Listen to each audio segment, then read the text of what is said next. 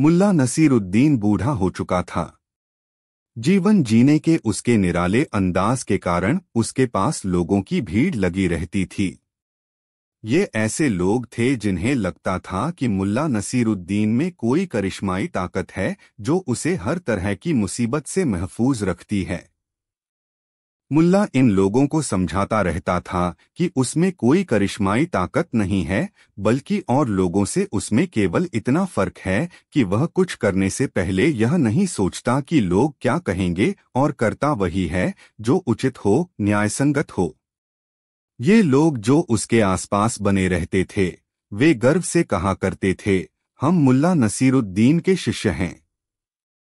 मुल्ला नसीरुद्दीन के बार बार कहने पर जब उसके ये शिष्य यह स्वीकार करने को तैयार नहीं हुए कि उसमें कोई करिश्माई ताकत नहीं है, तब एक दिन बहुत विचार करने के बाद उसने अपने शिष्यों को अपने पास बुलाया।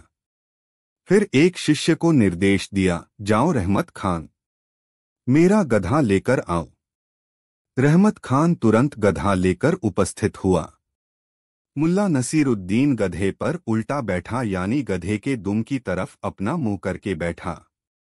मुल्ला नसीरुद्दीन को उसके एक शिष्य ने टोका, मुल्ला साहब, आप गधे पर उल्टा बैठे हैं।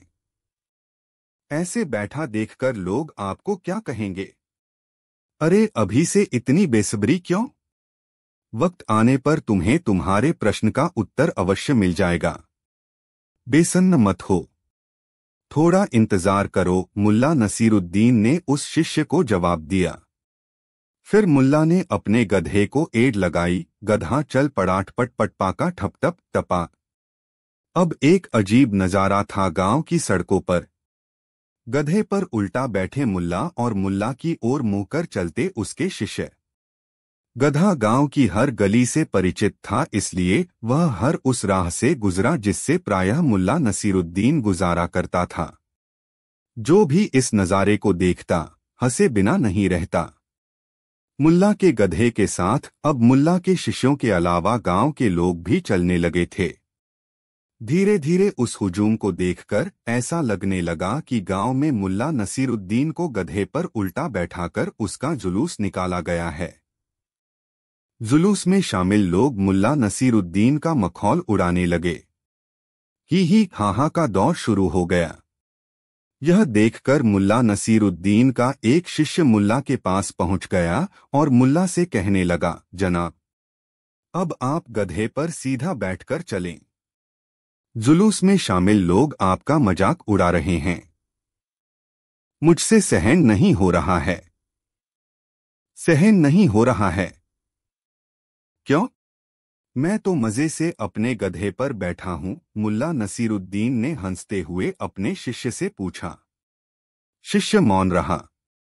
तब मुल्ला ने उससे कहा, देखो, मैं तेरे जज्बात की कदर करता हूं, मगर मैं यह सोचकर अपना इरादा कैसे बदल लूं कि लोग क्या कहते हैं या लोग क्या कहेंगे। अब देखो ना, गधे पर मैं सीधा बैठकर चलें तब भी तो जितने मुंह उतनी बातें होंगी। लोग कहेंगे, गुरु की ओर पीठ करके चल रहे हैं शिष्य सारे। जब तुम लोग गधे के आगे चलोगे और जब तुम लोग मेरे पीछे पीछे चलने लगो तो मैं उस सुख से वंचित हो जाऊंगा जो मुझे अभी मिल रहा है। मैं बस गधा पर उल्टा बैठने के कारण यह सुख प्राप्त कर पा रहा हूं। मैं उल्टा बैठा हूं और तुम लोग मेरे पीछे पीछे चल रहे हो, फिर भी मुझे तुम लोगों का चेहरा देखना नसीब हो रहा है। हंसता, खिलखिलाता, मस्ती भरा चेहरा। कितना आनंद है इस तरह तुम लोगों को देखने में, यह बताना भी आसान नहीं है। लेकिन ये लोग आपको मूर्ख कह रहे हैं, शिष्य ने खींचकर कहा। मुल्ला नसीरुद्दीन ने पूछा, तुम यही चाहते हो न कि ये लोग मुझे मूर्ख नहीं कहें? तो यह भी बहुत आसान बात है। मैं चीखता हूँ, मुल्ला, तुम लोग नारा लगाओ, मूर्ख है। मैं पुकारूं, मुल्ला के शिष्य, तुम लोग चीखो, मूर्खाधिराज। देखो, तंग करने वाली जमात खुद ब खुद इस भीड़ से निकल जाएगी। इसके बाद मुल्ला मूर्ख है और मुल्ला के शिष्य मूर्खाधिराज की जबरदस्त नारेबाजी होने लगी। देखते देखते उस भीड़ से तंग करने वाले लोग निकल गए। फिर मुल्ला के शिष्यों ने तय किया कि अब वे काम करेंगे उचित और न्यायसंगत काम। इस बात की परवाह नहीं करेंगे कि लोग क्या कहेंगे। मुल्ला नसीरुद्दीन के गांव में कहीं से एक मौलवी आ गया। गांव वालों ने मौलवी की बड़ी इज्जत की और उसे गांव की मस्जिद में ठहरा दिया। गांव वाले समय समय पर मौलवी का हालचाल लेते रहते। इस तरह वह मौलवी गांव के प्रायः हर शख्स से परिचित हो गया। मौलवी प्रायः मस्जिद की छत से सड़क पर आते जाते लोगों को देखा करता था। अमूमन हर रोज उसे एक पतली लंबी दाढ़ी वाला आदमी सिर पर नोकदार टोपी लगाए एक गधे पर बैठा मस्जिद के आगे से गुजरता हुआ दिखाई पड़ता था। इस आदमी को देखकर मौलाना के मन में यह सवाल पैदा होता, आखिर यह शख्स कौन है। गांव का हर रसूखदार आदमी उससे मस्जिद में आकर भेंट कर चुका है। गांव वालों के ज़हन में यह बात भी बैठ गई है कि मौलवी बहुत ज्ञानी है। मगर यह शख्स तो उससे कभी मिलने नहीं आया। एक दिन नमाज के बाद जब लोग मस्जिद से जाने लगे, उसी वक्त मुल्ला नसीरुद्दीन अपने गधे पर सवार होकर उधर से गुजरा। संयोग से मौलवी की नज़र उस पर पड़ गई। उसने नमाजियों से पूछा, जरा कोई बताना, यह गधे पर सवार होकर इधर से कौन गुजरा। मौलवी साहब, इस गांव में गधे की सवारी केवल एक आदमी करता है। वह है मुल्ला नसीरुद्दीन, एक नमाजी ने उत्तर दिया। बड़ा अटपटा सा आदमी लगता है, मौलवी ने तुरंत टिप्पणी की। अटपटा नहीं जनाब, बहुत समझदार और ज्ञानी आदमी है मुल्ला नसीरुद्दीन, एक अन्य नमाजी ने जवाब दिया। ज्ञानी तो घमंडी नहीं होते, मगर यह मुल्ला नसीरुद्दीन तो बहुत घमंडी लगता है, मौलवी ने कहा। घमंडी? अरे नहीं, तौबा। मुल्ला नसीरुद्दीन तो बहुत मासूम इंसान है। उसके लिए कोई दूसरी बात कही ही नहीं जा सकती, पहले नमाजी ने कहा। देखो, इस गांव के हर आदमी ने मुझसे मिलकर अपनी खुशी जाहिर की, मगर यह मुल्ला नसीरुद्दीन मेरे पास कभी नहीं आया। यह उसके घमंड की निशानी नहीं तो और क्या है। असली बात मौलवी की जुबां पर अंततः आ ही गई। तब उस नमाजी ने मौलवी से कहा, मौलवी साहब, मुल्ला बिना वजह कहीं आता जाता नहीं। इतना विद्वान और रसूख वाला इंसान होकर भी मेहनत मजदूरी कर अपने परिवार का पेट पालता है। इसलिए आपसे मिलने नहीं आया तो इसमें कोई बात नहीं।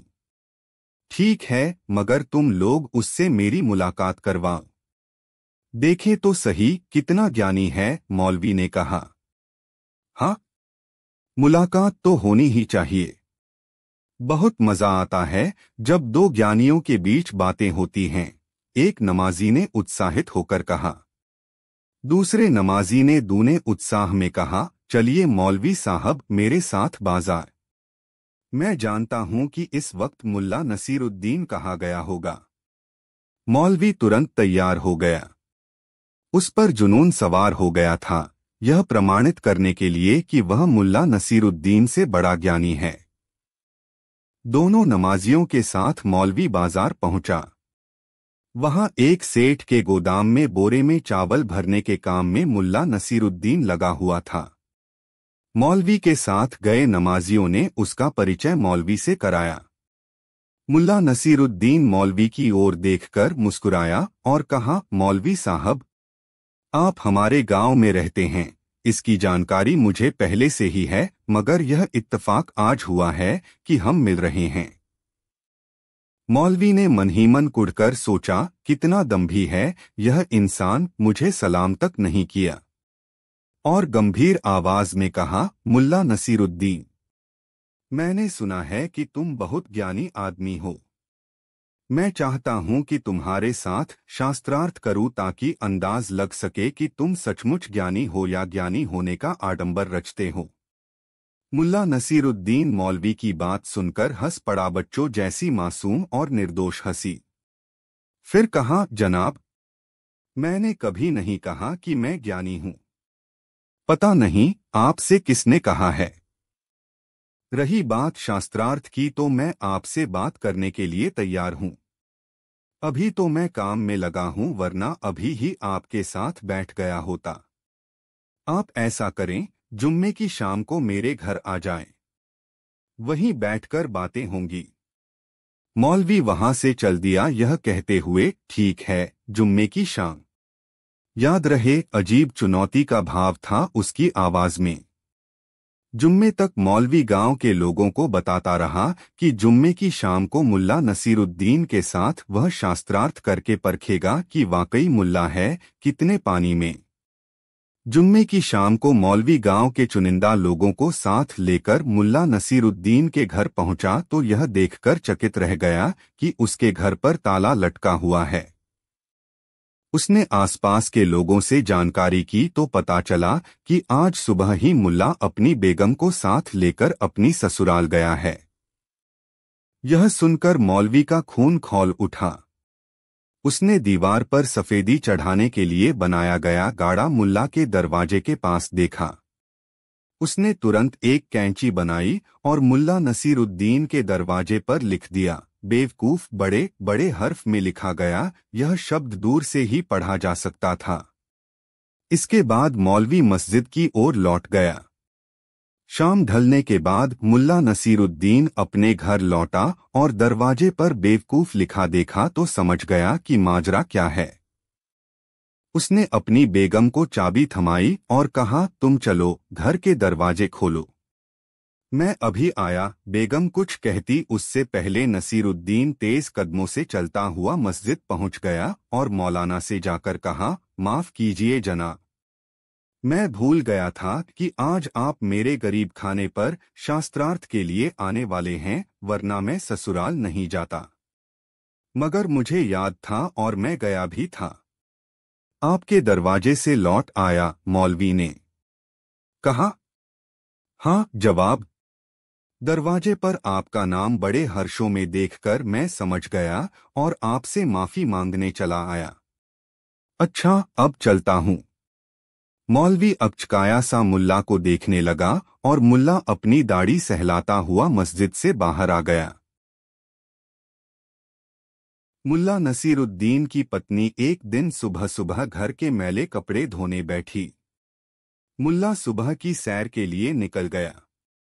उन दिनों मुल्ला को सेहत सुधारने के लिए कुछ न कुछ करने का चस्का लग गया था। वह समय समय पर अपनी पत्नी को नसीहत देता रहता, खाली मत बैठो, हमेशा कुछ न कुछ करती रहो।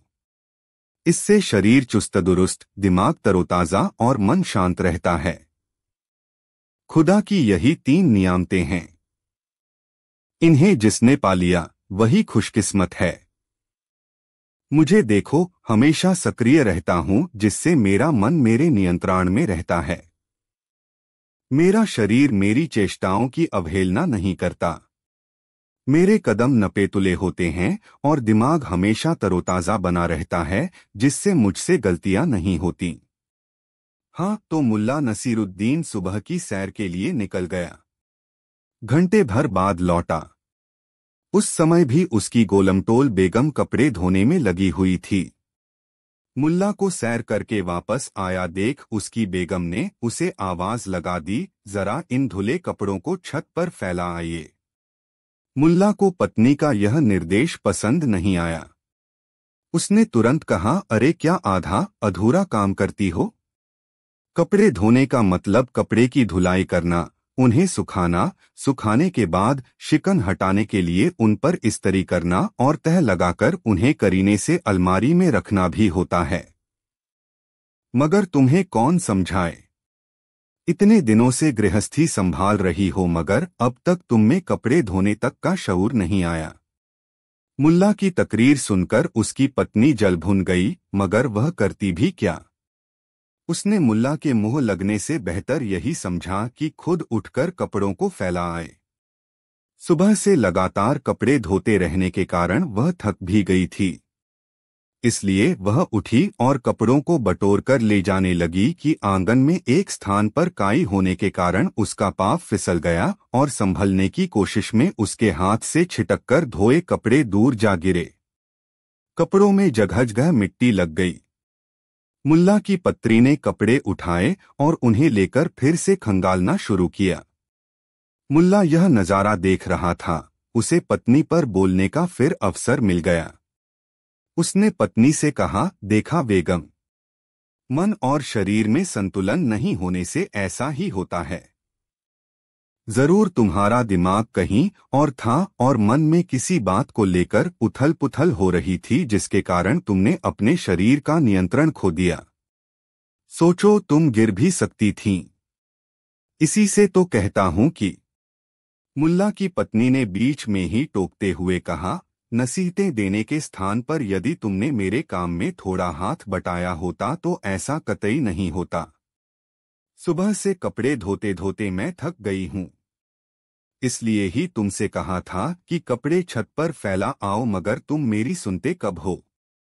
मुल्ला नसीरुद्दीन को लगा कि अब नसीहत देने के स्थान पर उसे खुद कपड़े सूखने के लिए छत पर ले जाकर फैला देना चाहिए।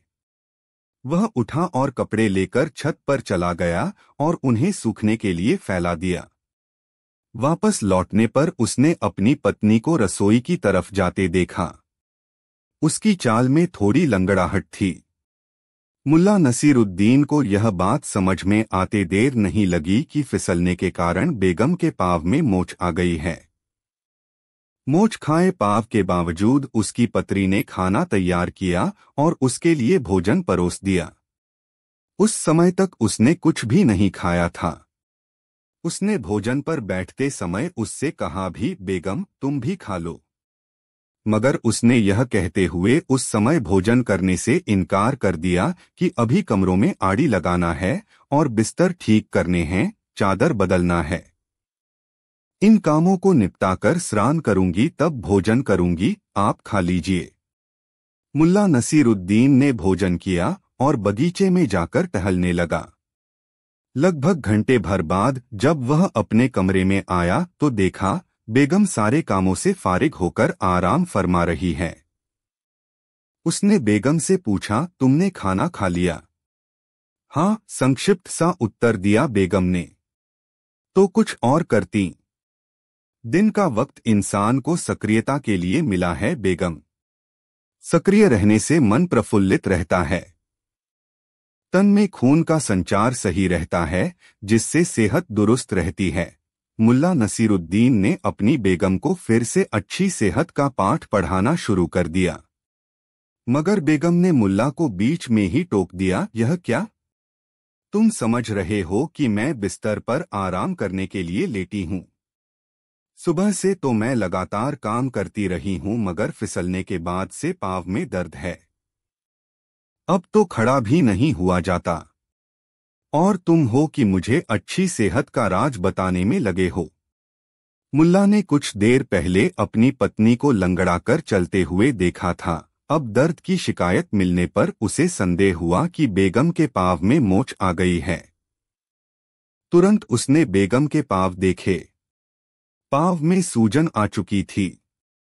वह तुरंत बेगम की तीमारदारी में लग गया। हल्दी चूने की पट्टी लगाई और पाँव सीधे करके लेटे रहने का निर्देश दिया। यह सब कर चुकने के बाद उसने फिर से कहा, इसीलिए कहता हूँ बेगम, मन और तन में सामंजस्य बनाना जरूरी है। तुम्हारे मन में बेचैनी नहीं होती तो दिमाग पे काबू रहता, और दिमाग पे काबू रहता तो शरीर पर नियंत्रण रहता, तो पाँव फिसलने की नौबत ही नहीं आती। उसकी बेगम इस नसीहत से परेशान हो उठी और बात बदलने के लिए बोली, हाँ तुम ठीक कहते हो। देखो कपड़े सूख गए होंगे, उन्हें ले आओ। बिस्तर पर बैठे बैठे ही तह लगा दूं। मुल्ला नसीरुद्दीन तुरंत उठकर छत की ओर चला गया। थोड़ी देर के बाद एक जोरदार आवाज उभरी, धड़ाम, जैसे कोई भारी चीज ऊंचाई से गिरी हो। बेगम ने बिस्तर से ही आवाज लगाई, क्या गिरा? कुछ नहीं बेगम, मेरी शेरवानी गिर गई छत से। मुल्ला की दर्दभरी आवाज बेगम को सुनाई पड़ी। उसने पूछा, मगर आवाज तो किसी भारी चीज के गिरने की थी। कुछ नहीं बेगम, शेरवानी में मैं भी हूं न। मुल्ला नसीरुद्दीन की कराहती हुई आवाज सुनकर बेगम बिस्तर से उतरकर आंगन की ओर चल पड़ी। मुल्ला नसीरुद्दीन को बुखारा में रहते हुए काफी समय बीत चुका था। वह बुखारा के हर वर्ग के लोगों के बीच एक समझदार और जहीन इंसान समझा जाता था। उसके दुर्दिन दूर हो चुके थे। अब तो बुखारा में बिना उसके किसी कार्यक्रम की कल्पना भी नहीं की जा सकती थी। जश्न हो या जलसा, उसमें नसीरुद्दीन को अवश्य आमंत्रण मिलता था। एक शाम मुल्ला नसीरुद्दीन के पास बुखारा के एक रईस के घर से भोजन करने का बुलावा आया। मुल्ला नसीरुद्दीन की पत्री ने उसे भोज में जाने के लिए प्रेरित किया, क्योंकि उसे यह अरमान था कि समाज में उसके परिवार को प्रतिष्ठा मिले, उसके परिवार का रसूख हो, शानो शौकत हो। इसलिए जब कभी भी ऐसा अवसर आता तब वह मुल्ला नसीरुद्दीन को उसके लिए मानसिक रूप से तैयार करती और खास तौर से उसके कपड़ों का इंतजाम करती। वह देखती कि किस तरह के लोगों के बीच मुल्ला को जाना है। वह अवसर और परिवेश के अनुरूप मुल्ला के लिए वस्त्रा निकालती और उन्हें पहनाकर मुल्ला को मुस्कुराकर विदा करती। रईस की दावत में शरीक होने के लिए बेगम ने मुल्ला के लिए शानदार कपड़े निकाले और उसे पहनकर वह रईस के घर जाने के लिए चल पड़ा। रास्ते में उसे बचपन का दोस्त मुस्तफा सामने से आता हुआ दिखा। मुस्तफा को आता हुआ देख मुल्ला बहुत खुश हुआ। उसे अपने गांव की याद हो आई, अपने अब्बू अम्मी याद आए और याद आए बचपन के संगी साथी। नजदीक आने पर मुल्ला अपने दोस्त से लिपट गया और मुदित मन से बोला, खूब मिले मुस्तफा। मुझे तो उम्मीद भी नहीं थी कि बुखारा में तुम्हें देख भी सकूंगा। मुल्ला की आवाज सुनने के बाद मुस्तफा ने उसे पहचाना और बोला, अरे नसीरुद्दीन तुम। मुझे अंदाज भी नहीं था कि बुखारा आकर तुम इतनी तरक्की कर लोगे। मुझे अब यह एहसास है कि बुखारा का बच्चा बच्चा तुम्हें जानता है और तुम्हारी इज्जत करता है। बुखारा आकर मैंने जिससे भी पूछा तुम्हारे घर के बारे में, उसने मुझे बहुत इज्जत बख्शी और तुम्हारे घर का पता बताया। थोड़ा रुककर मुस्तफा ने मुल्ला से पूछा, तुम कहीं जा रहे हो नसीरुद्दीन? तुम्हारे लिबास से ऐसा ही लगता है। हाँ दोस्त, तुम भी चलो, एक परिचित के घर दावत है। तुम्हारे साथ जाने पर उसे खुशी ही होगी, कोई एतराज नहीं होगा, उससे मुल्ला नसीरुद्दीन ने कहा। मुस्तफा ने अपने मित्र की भावुकता पर हंसते हुए कहा, तू नहीं बदला नसीर, आज भी तू बच्चे की तरह भोला भाला है। मुझे तुम्हारे साथ कहीं भी जाने में कोई एतराज नहीं है, मगर तू देख रहा है बुखारा पहुंचते पहुंचते मेरे कपड़ों की क्या हालत हो गई है। शरीर में बार बार पसीना सूखता रहा है, सारा बदन चिटचिट कर रहा है। ऐसे में किसी जलसे या दावत में मेरा जाना ठीक नहीं होगा। मुल्ला नसीरुद्दीन उस समय बचपन के दोस्त के मिलने से उमंग से भरा था। उसने बच्चों की तरह लरचते हुए मुस्तफा से कहा, अरे मुस्तफा, इसमें क्या परेशानी है? तू घर चल, नहा धो ले, कपड़े हैं मेरे पास, मैं तुम्हारे लिए डंग के कपड़े निकलवा देता हूं, तुम उन्हें पहन लेना। फिर दोनों दोस्त साथ चलकर दावत का लुत्फ उठाएंगे।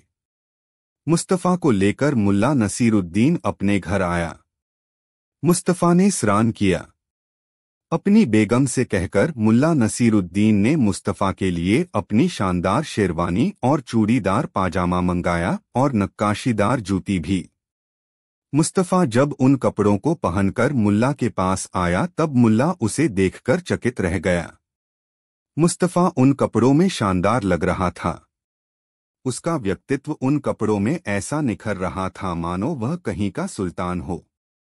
मुल्ला अपने दोस्त के शानदार व्यक्तित्व से इतना प्रभावित हुआ कि उसे लगने लगा कि मुस्तफा के व्यक्तित्व के आगे उसका कोई वजूद ही नहीं है। मुस्तफा यह देखकर हैरान हो रहा था कि मुल्ला उसे लगातार देखे ही जा रहा है, न कुछ बोल रहा है और न ही चल रहा है। आजिज आकर उसने मुल्ला को टोका, क्या बात है नसीर, तू मुझे देखता ही रहेगा या दावत खाने चलेगा भी? मुस्तफा की आवाज सुनकर नसीरुद्दीन की तंद्रा टूटी और वह सजग होते हुए बोला, सच कहूं मुस्तफा, तुम इन कपड़ों में बहुत फब रहे हो। ऐसा लगता है जैसे तुम कहीं के बादशाह हो। वल्लाह, कितना जलाल आ गया है तुम्हारे चेहरे पे। अच्छा, रहने भी दे यह कशीदाकारी। चल, कहाँ चलना है दावत खाने? मुझे तो भूख लग रही है, मुस्तफा ने कहा।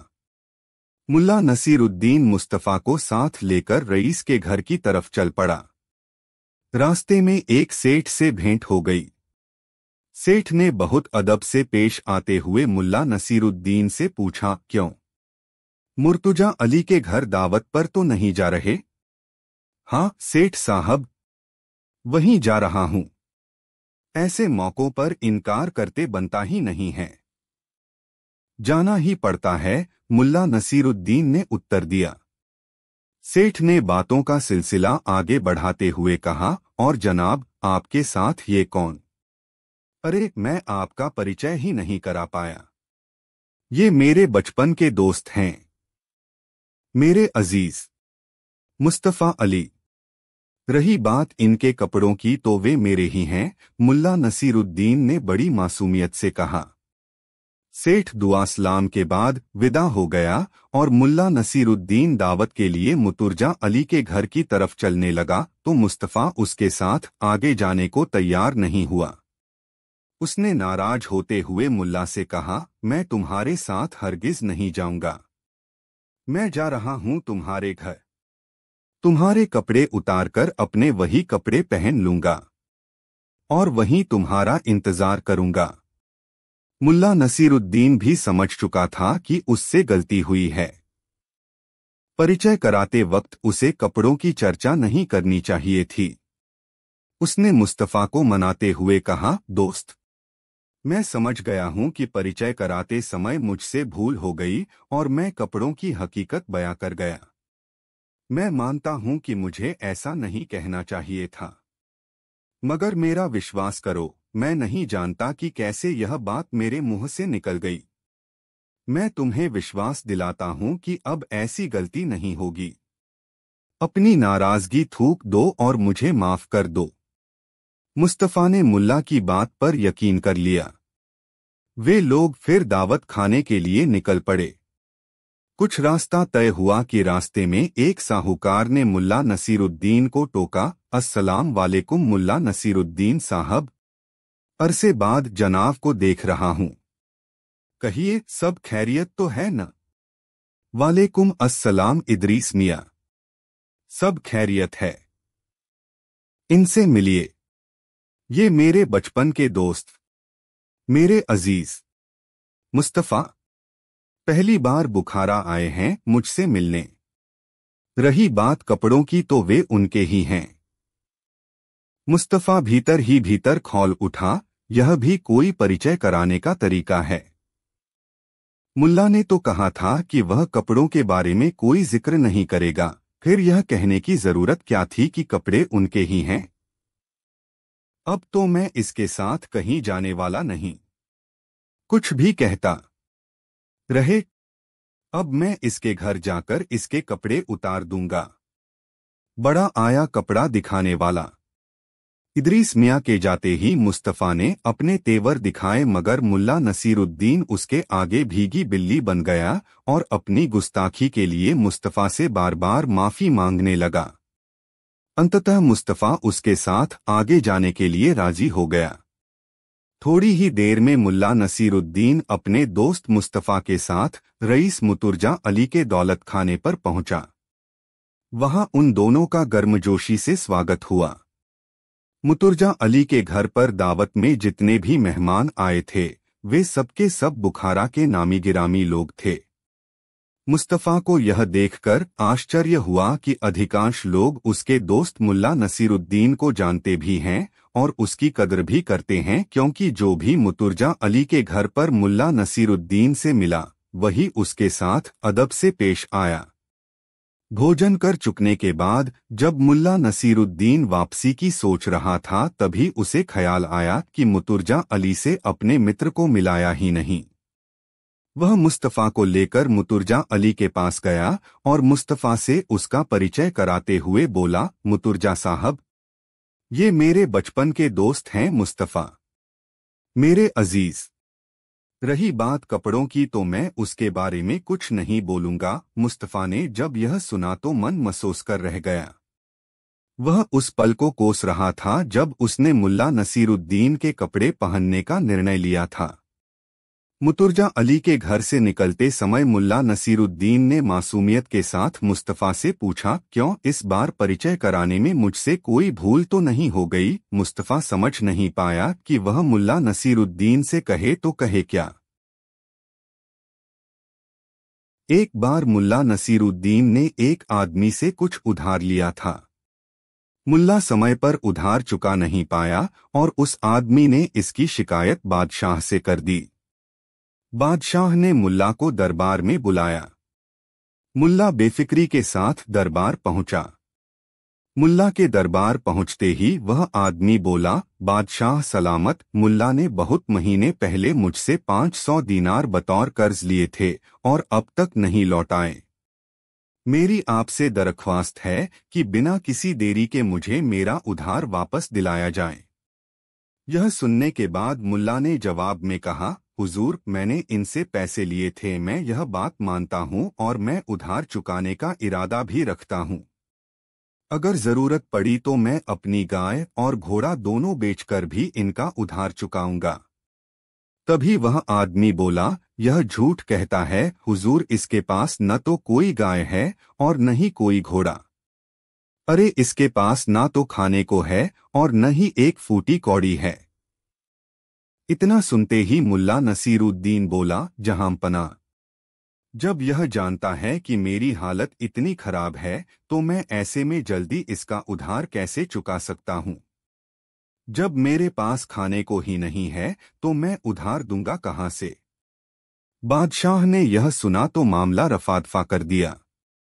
अपनी हाजिर जवाबी से मुल्ला नसीरुद्दीन एक बार फिर बच निकलने में कामयाब हो गया। एक बार मुल्ला नसीरुद्दीन की पत्री उससे झगड़ पड़ी। मुल्ला नसीरुद्दीन नहीं चाहता था कि उससे उसकी पत्री खफा हो, मगर हर रोज कोई न कोई ऐसी बात हो ही जाती कि दोनों में तकरार हो जाती। कोई ऐसा उनके घर में था ही नहीं कि उनके बीच सुलह करा दे, इसलिए मुल्ला नहीं चाहता था कि उसकी पत्नी के साथ कोई अनबन हो।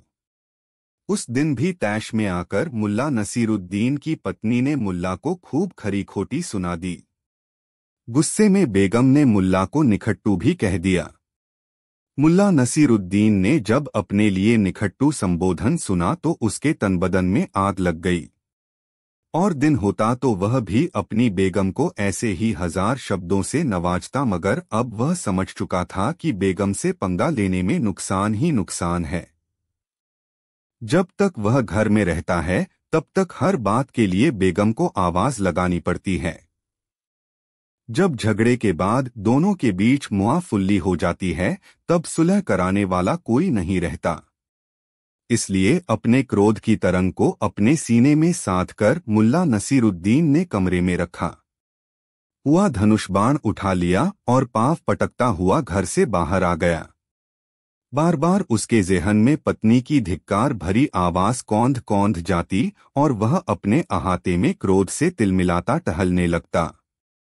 उसकी इच्छा हो रही थी कि अभी घर में घुसकर अपनी बेगम को वैसे ही 2-4 जुमले सुना दे जिससे वह भी समझ ले कि बुरा कहने से बुरा ही सुनने को मिलता है, मगर फिर अपने पर काबू पाते हुए खुद को समझाता, इससे तो अपना ही बेड़ा गर्क होगा।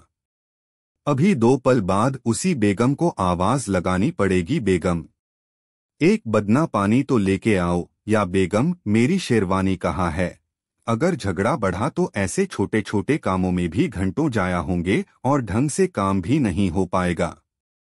मगर निखट्टू संबोधन की याद आते ही उसका खून खौल उठा।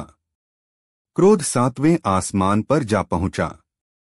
बेगम अपने कमरे में पाँव पटकती हुई जा चुकी थी। मुल्ला नसीरुद्दीन ने तेजी से दरवाजों को बंद करने से उत्पन्न खट की आवाज सुनी थी और यह सोचकर उसका गुस्सा बेकाबू हो रहा था कि कहा तो बेगम बाहर निकलकर उसे समझाती कि गुस्सा करना ठीक नहीं है। हम दो ही जन तो हैं परिवार में, कभी कुछ ऊंचा नीचा हो भी जाए तो बर्दाश्त करना चाहिए, यही दुनिया का दस्तूर है। और कहा बेगम गुस्सा त्यागने की बजाय आग में घी डालने का काम दरवाजा बंद करके कर रही है।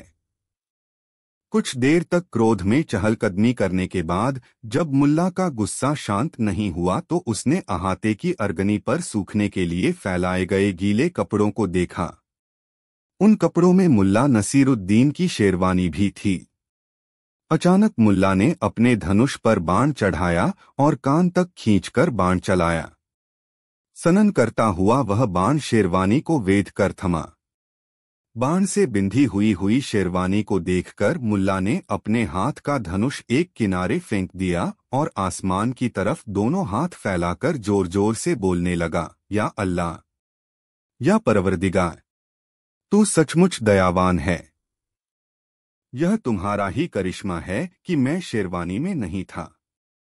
मेरे मौला, तुम्हारा लाख लाख शुक्र है कि मैं शेरवानी में नहीं था। जब मुल्ला नसीरुद्दीन की बेगम ने अपने पति के मुंह से खुदा की शान में निकल रहे कशीदों को सुना तो वह यह जानने के लिए बाहर निकली कि हुआ क्या है। उस वक्त भी मुल्ला नसीरुद्दीन आसमान की तरफ दामन फैलाए कहे जा रहा था, सच है मेरे खुदा, तुम्हारा करिश्मा तुम ही जानो। मुझ नासमझ बंदे पर तुम्हारी नजर है, यही बहुत है। मुल्ला नसीरुद्दीन की पवी से जब रहा नहीं गया तो उसने मुल्ला से पूछा, क्या हुआ है जी? मुल्ला नसीरुद्दीन ने शेरवानी की तरफ इशारा करते हुए अपनी बेगम से कहा, खुदा का शुक्र है कि मैं शेरवानी में नहीं था। शेरवानी पर नजर जाते ही मुल्ला की पत्नी का गुस्सा जाता रहा और वह भी आसमान की तरफ दामन फैलाकर कहा, सचमुच खुदा रहमदिल है। या खुदा, मेरे शौहर की हिफाजत करना। आमीन। और वह मुल्ला नसीरुद्दीन का हाथ थामकर उसे घर में ले गई और उसके सीने से लगकर फूट फूट कर रो पड़ी। मुल्ला ने महसूस किया कि उसकी पत्नी भी उसे बहुत प्यार करती है। विदेशी राजदूतों के साथ भेंट के समय भी उलझलूल बातें कर बैठता था। उसकी बातें सुनकर लोग अक्सर ठहाके मारने लगते थे। इससे देश की साख धूल में मिलती जा रही थी। आखिर मंत्रियों ने बादशाह को सलाह दी कि आप विदेशी मेहमानों से भेंट मुलाकात करते समय किसी समझदार आदमी को अपने पास जरूर रखा करें। मंत्रियों की सिफारिश पर बादशाह ने अक्लमंद खोजा को अपना सलाहकार बना लिया। खोजा ने सलाह दी, जहांपनाह, जब कोई विदेशी राजदूत आपसे मुलाकात करने आने वाला हो उससे पहले मैं आपके पाँव से एक डोरी बांध दिया करूंगा। अगर आपकी बातें ठीक होंगी तो मैं चुपचाप खड़ा रहूंगा। अगर आपकी बातें गधे के होठों और घोड़े के जबड़ों की तरह होंगी तो मैं फौरन डोरी खींच दूंगा। इशारा मिलते ही आप फौरन चुप हो जाया करना। बादशाह को उसकी सलाह जच गई। वह खोजा की सराहना करता हुआ बोला, तुम्हारा सुझाव वाकई बहुत बढ़िया है। संयोग की बात, जिस दिन बादशाह ने खोजा को अपना सलाहकार नियुक्त किया उससे ठीक दूसरे दिन पड़ोसी देश का एक राजदूत बादशाह से मुलाकात करने आया। बादशाह ने उससे पूछा, आपके देश में कुत्ते बिल्लियों का क्या हाल है? भेड़बकरियों की सेहत कैसी है? बादशाह की उलझलूल बातें सुनकर खोजा ने फौरन डोरी खींच दी। डोरी का खींचना था कि बादशाह चुप हो गया। उसके चुप होते ही खोजा खुद राजदूत को संबोधित करता हुआ बड़े अदब से बोला, जनाब, हमारे बादशाह बहुत बड़े आलिम फाजिल हैं। उनकी हर बात का मतलब बड़ा गहरा होता है। उस मतलब को आम आदमी समझ नहीं सकता। कुत्ते बिल्लियों से उनका तात्पर्य आपके देश के अफसरों और सेनापतियों से है और भेड़बकरियों से उनका अभिप्राय आपके देश की आम जनता से है। यह सुनते ही राजदूत खड़ा हो गया और बड़े अदब के साथ बादशाह के सामने झुककर बोला, बादशाह सलामत। आपकी दानिशमंदी सचमुच काबिले तारीफ है। बादशाह को लंबे अरसे से अपने वारिस का इंतजार था। अब तक गद्दी का कोई वारिस न होने से बादशाह हरदम चिंतित रहता था। इस चिंता में न तो ऐशो आराम में उसका मन लगता था और न अपनी प्रजा की फरियाद ही वह ध्यान से सुनता था। उसे हरदम यही लगा रहता था कि एक दिन जब वह नहीं रहेगा तब इस दुनिया में कोई उसका नाम लेने वाला भी नहीं होगा। आखिर उसने इतनी कुर्बानियों के बाद जो सल्तनत फैलाई है वह किसी और के हाथों में चली जाएगी। औलाद पाने के लिए बादशाह पीरफकीरों की मिन्नतें करते नहीं थकता था। वह कई बार बेगम बदल चुका था लेकिन नतीजा कुछ भी नहीं निकला था। फिर न जाने किसकी मेहरबानी हुई कि बादशाह की नई बेगम गर्भवती हो गई। जैसे ही यह खबर बादशाह को मिली उसने तुरंत खोजा को बुलवाया और उससे कहा कि वह अपना ज्योतिष लगाकर यह बताए कि उसके यहाँ लड़का होगा या लड़की। आपकी बेगम को जरूर लड़की पैदा होगी, खोजा ने बताया। अच्छा, अब यह बताओ कि लड़का पैदा होना बेहतर होगा या लड़की। खोजा ने समझाया, दोनों ही ठीक हैं। लड़का भी इंसान होता है और लड़की भी, दोनों में कोई फर्क नहीं। नादान न बनो खोजा, लड़की हमारे किस काम की होगी? अगर हुआ तो हमारी राजगद्दी का वारिस बनेगा। बादशाह ने लड़का पैदा खुलासा किया। लेकिन जहां पनाह, आप इस बात की चिंता क्यों करते हैं? अगर आपकी राजगद्दी खाली रह गई तो रियासत को रात की सांस लेने का मौका मिलेगा। फिर आप लड़कियों को इतना कमतर क्यों आंकते हैं? कई मुल्कों की बागडोर लड़कियों ने संभाली है और लड़के से बेहतर शासन चलाकर दिखाया है। बल्कि कुछ तो इतनी काबिल साबित हुई हैं कि उनके मुल्कों की प्रजा आज भी कामना करती है कि काश उनके मुल्क में फिर से राजगद्दी पर कोई लड़की बैठ जाए। खोजा ने अपनी बात साफ की। खोजा की बात सुनकर बादशाह को कुछ राहत तो मिले, लेकिन तब भी उसके मन से यह मुराद निकलती ही रही कि काश उसकी बेगम पहली ही बार में लड़का जन्मे। देखते ही देखते दिन गुजर गए। फिर वह दिन आ ही गया जिसका बादशाह को महीनों से इंतजार था। बादशाह उस दिन सुबह से ही खासा उतावला और हैरान परेशान नजर आ रहा था। एकाएक दोपहर को एक दाई ने आकर बादशाह को खबर दी कि बेगम ने 2 जुड़वां बच्चों को जन्म दिया है। दोनों ही लड़के हैं। यह सुनते ही बादशाह फिर एक नई उलझन में पड़ गया कि अब दोनों में से आखिर अपनी राजगद्दी का वारिस किसे माने। एक बार एक इमाम तालाब के किनारे हाथ पैर धो रहा था। अचानक उसका पैर फिसल गया और वह तालाब में गिर पड़ा। इमाम का गिरना था कि तालाब के किनारे खड़े लोग उसे बचाने का उपाय करने लगे। एक आदमी ने अपना हाथ इमाम की ओर बढ़ाते हुए कहा, इमाम साहब, अपना हाथ मुझे दे दीजिए, मैं आपको बाहर खींच लूंगा। वह यही बात बार बार दोहराता रहा, पहले थोड़ी धीमी आवाज में, फिर जोर जोर से चिल्लाकर। वह बेचारा लगातार एक ही बात दोहराता रहा, लेकिन इमाम ने उसका हाथ नहीं थामा। इमाम तालाब में डूबता उतरता रहा। पानी से बाहर आने के लिए हाथ पैर मारता रहा, बचाओ बचाओ चिल्लाता रहा, लेकिन उसने भूलकर भी उस मददगार के हाथ थामने के न तो लक्षण दिखाए और न उसकी तरफ एक बार भी देखा तक। तब लोगों ने सोचा कि इमाम बुद्धिमान आदमी है। उसे ऐसा लग रहा होगा कि जो आदमी उसकी तरफ अपना हाथ बढ़ा रहा है और उन्हें अपना हाथ देने को कह रहा है, वह इतना कमजोर है कि वह इमाम को तो क्या बाहर निकालेगा, इस चक्कर में स्वयं भी तालाब में जा गिरेगा।